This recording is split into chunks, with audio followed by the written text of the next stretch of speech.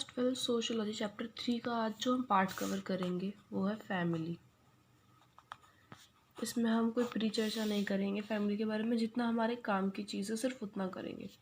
Family system की अगर बात करें तो फैमिली जो सिस्टम है वो न्यूक्लियर हो सकता है, एक्सटेंडेड हो सकता है।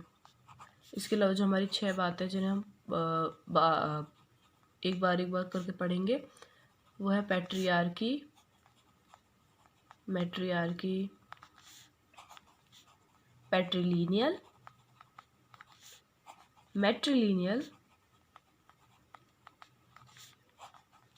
पैट्रिलोकल और मैट्रिलोकल।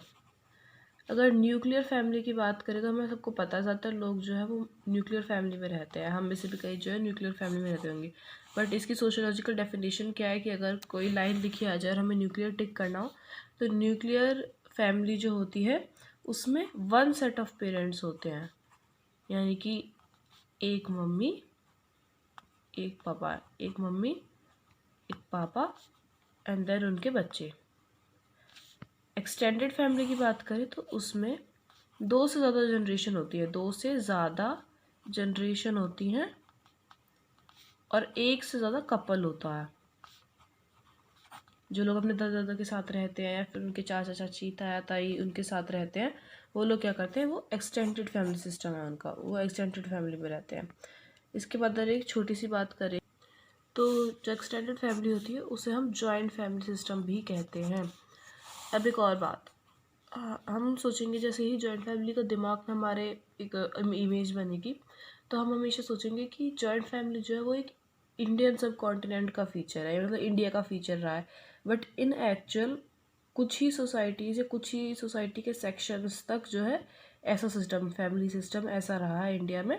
बाकी इंडिया का जो है नेटिव सिस्टम नहीं है। इनफैक्ट जो वर्ड है जॉइंट फैमिली, IP देसाई ने ये नोटिस किया, किसने किया, IP देसाई ने नोटिस किया कि जो जॉइंट फैमिली ये शब्द है, ये शब्द भी इंडिया का नेटिव शब्द नहीं है या फिर किसी हिंदी शब्द की ट्रांसलेशन नहीं है, ये अलग से एक इंग्लिश वर्ड है। ठीक है, इसके बाद जो हमें चर्चा करनी है वो है ये पैट्रियार्की मैट्रियार्की। सबको याद करने की एक छोटी सी ट्रिक, मोनार्की होता है राजाशाही, उसमें आर्क आता है, वैसे ही पैट्रियार्की में आर्क। राजाशाही मतलब राजा का क्या, रूल। P फॉर होता है पापा, M stands for mummy. Patriarchy वो जिसमें पापा का रूल हो, पापा के पास ज़्यादा अथॉरिटी हो, जो ज़्यादातर हमारे जो एक डोमिनेंट ट्रेंड है आज की सोसाइटी में कि ज़्यादातर जो फैमिलीज होती हैं वो मेल हेडेड होती हैं। ये है मम्मी का रूल हो, मम्मी की जो अथॉरिटी हो, यानी फीमेल हेडेड सोसाइटीज़, ऐसी फैमिलीज जहाँ पे हेड जो हो वो विमेन हो।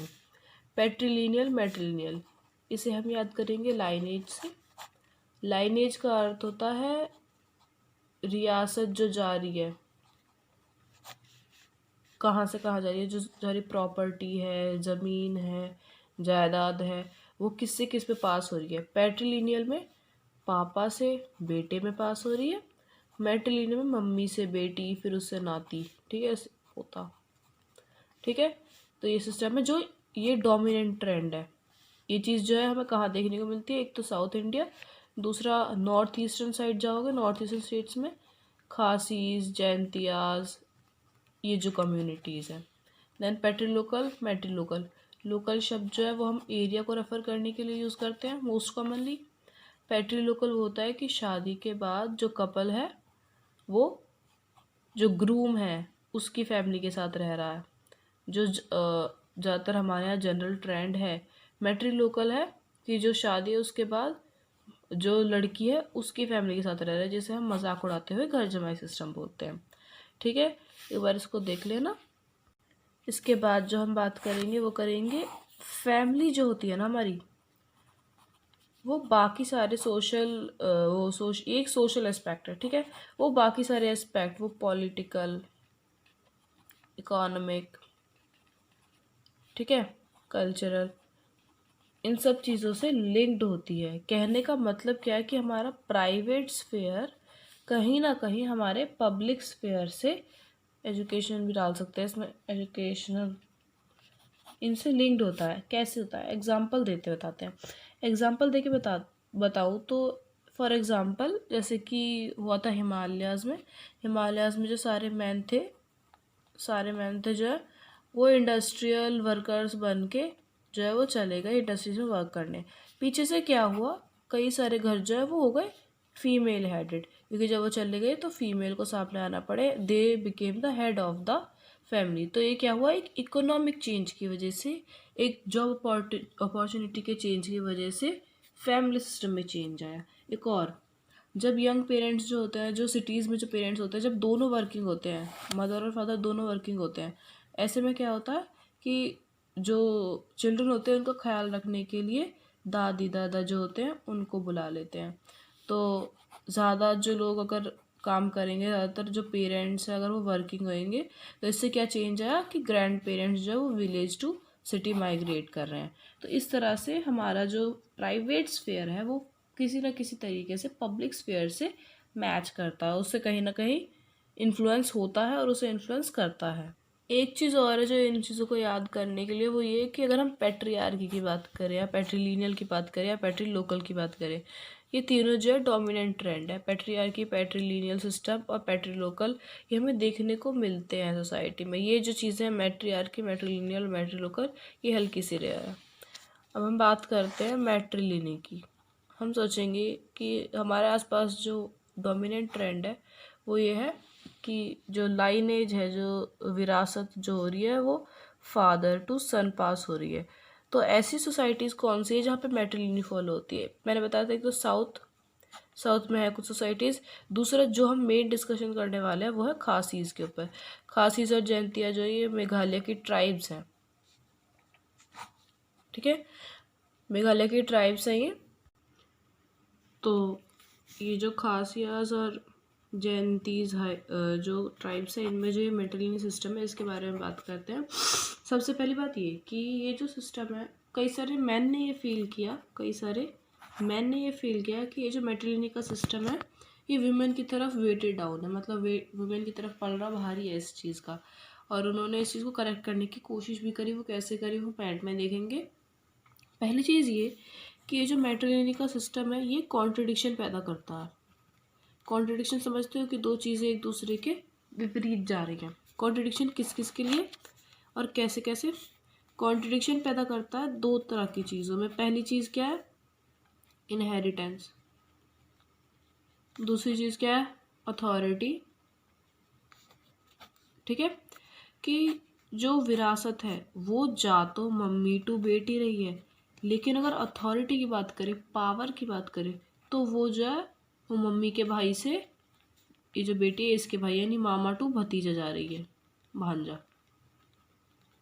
समझ गए? इसका मतलब क्या हुआ कि विमेन के पास सिर्फ नाम की अथॉरिटी, क्योंकि रियल जो अथॉरिटी जिनके पास है they are the man, they are the males. ठीक है, ये चीज़ है। इस वजह से क्या होता है? रोल कॉन्फ्लिक्ट क्रिएट होता है। रोल कॉन्फ्लिक्ट होता है कि जब हमें दो तरह के रोल्स निभाने होते हैं और उनमें टेंशन्स क्रिएट होती हैं। रोल कॉन्फ्लिक्ट जो है मैन के लिए क्रिएट होता है। कैसे होता है? एक मैन जो है उसकी रिस्पॉन्सिबिलिटीज़ अपने जो नेटल हाउस है, नेटल हाउस जहाँ वो जन्मा है, बर्थ वाले हाउस, उसकी तरफ कुछ रिस्पॉन्सिबिलिटीज़ होती है। फिर जो उसकी न्यू फैमिली बनती है, उसकी तरफ भी उसकी कुछ रिस्पॉन्सिबिलिटीज़ होती हैं।